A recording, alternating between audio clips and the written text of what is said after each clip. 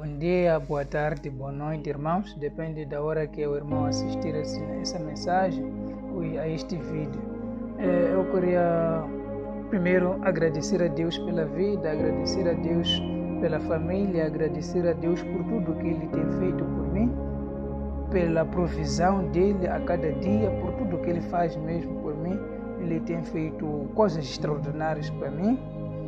Então, eu faço este vídeo para si, eu faço este vídeo para nós podermos conviver, para que possamos trocar experiências, não que eu seja melhor que você ou que você seja melhor que eu, mas é muito mais para trocar experiências. Assim poderemos viver neste mundo turbulento, viver neste mundo em que o diabo está cá e tem uma grande ira, assim como a palavra diz no livro de Apocalipse 12:12. Então, eu gostaria de perguntar uma coisa. Talvez você tenha se perguntado algum dia: por que eu sou vulnerável a maldições? Por que quando um feiticeiro fala alguma coisa aos seus demônios, eles me atingem pessoalmente, facilmente? Por que isso acontece? Se há pessoas que parece que na sua vida não tem uma luta diária, não parece que eles só lutam para poder viver, uma coisa assim. Mas eu sempre estou a lutar contra os espíritos, sempre estou a lutar contra aquilo, mais aquilo. Parece que os feiticeiros me atingem facilmente. Então como? Por que acontece isso comigo? Então eu quero te levar a lermos a nossa Bíblia no livro de Números, o capítulo 22. Então, neste capítulo, você poderá ler, a partir do versículo 1 mesmo, você poderá ler na tua casa, para não levarmos muito tempo. Então, este capítulo nos mostra que Balaque era o rei dos Amonitas. Então, enquanto o povo de Israel vinha do Egito, passava do deserto, então ia à terra prometida. Então, ele viu aquele povo como era grande. Ele viu que aquele povo era poderoso. Então ele ficou com medo, temeu. Então este Balaque, o rei dos Amonitas, manda os seus soldados para chamar um homem chamado Balaão. Então esse Balaão era um profeta. Era um profeta de Deus. Então, o que acontece ali? Ele diz para Balaão, você deve amaldiçoar este povo. Você deve falar com Deus para amaldiçoar este povo, para que eu possa lutar contra este povo e eu possa ter vitória contra este povo. Mas há uma coisa que aconteceu. Ali. Deus não aceitou. Deus não aceitou que Balaão, a maldição de Balaão entrasse naquele povo, porque aquele povo era um povo abençoado por Deus. Aquele povo era um povo que andava segundo as ordens de Deus. Era um povo que andava com Deus. Como é que esse povo andava com Deus? Você vê que aquele povo de dia tinha uma nuvem cobrindo aquilo ali, cobrindo o sol, de modo que eles não queimassem no deserto. Você sabe que deserto é um lugar que as temperaturas são muito altas. Então, e aquela nuvem ainda, além de cobrir para que eles não queimassem, ainda lhes mostrava o caminho pelo qual eles deviam andar. Ainda de noite havia uma colina de fogo que os aquecia, uma colina de fogo que os mostrava também o caminho para poder trilhar até o lugar em que Deus dizia pode acabar, para poder passar alguns dias, descansar um pouco. Então, vamos voltar à nossa vida. O que é que nós o que é que nós podemos ver nesta história? É que nós, quando caminharmos verdadeiramente com Cristo, se nós caminharmos verdadeiramente com Deus, as pessoas podem fazer maldições, as pessoas podem fazer tudo contra nós, as pessoas podem dizer maldições contra nós, mas isso não vai nos tocar, isso não vai entrar sobre nós, isso não vai ter impacto sobre nós. Sabe, há pessoas que vão à igreja, há pessoas que oram todos os dias, há pessoas que fazem tudo que a igreja ensina, mas é uma coisa que não fazem, ainda deixam um furo na sua vida, ainda deixa um furo. De que furo eu estou a falar? Eu estou a falar do pecado. Há alguma coisa que a pessoa diz: eu posso fazer tudo na vida, eu posso fazer tudo o que Deus quer, mas isto é que eu não consigo.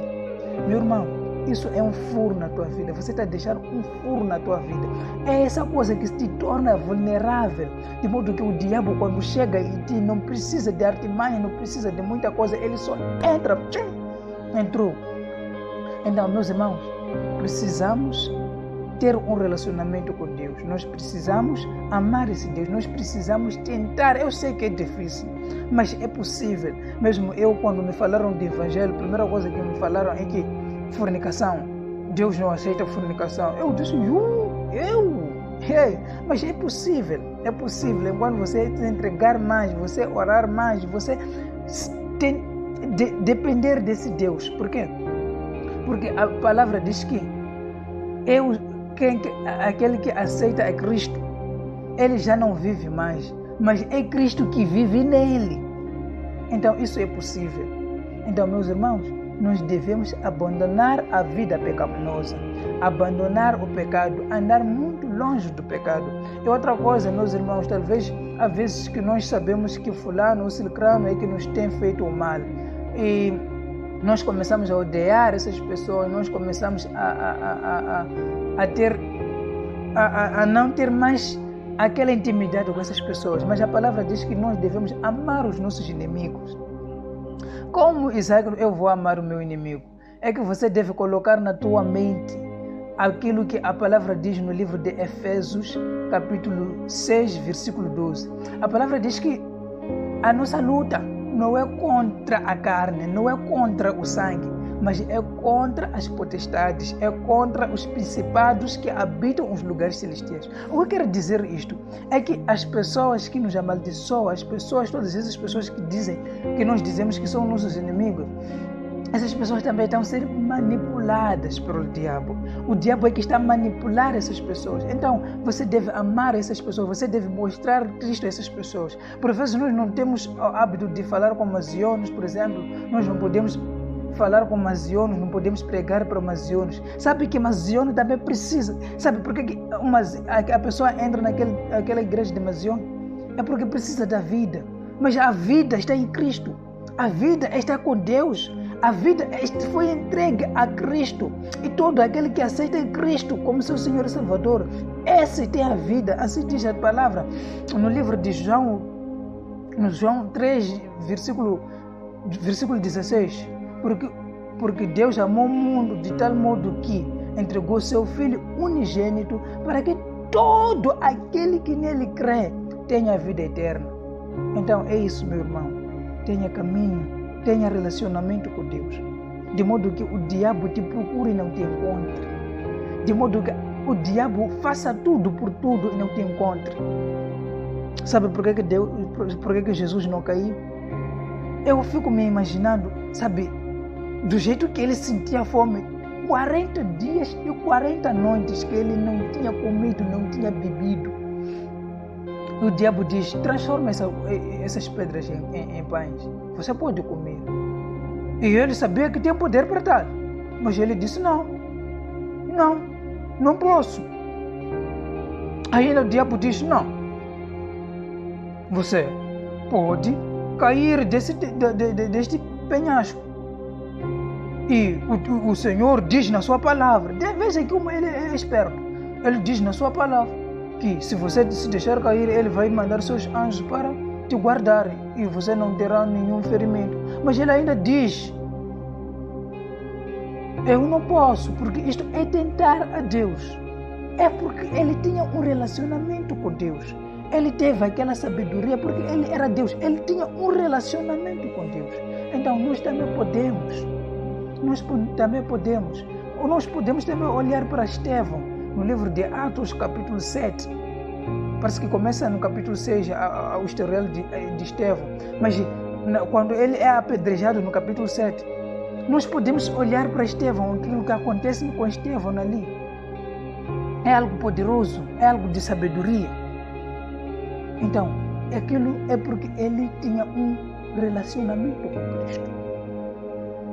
Por mais que aqueles homens dissessem apedrejem ou lançassem pedra contra ele, ele ainda dizia: Senhor, os perdoa. Porque ele sabia que aquela ação não era deles próprios, era do diabo. Como é que você tem certeza de que era do diabo? Depois dali, há um homem que se convertiu. Quem é? É Paulo, o grande pregador. Então, é isso, meus irmãos.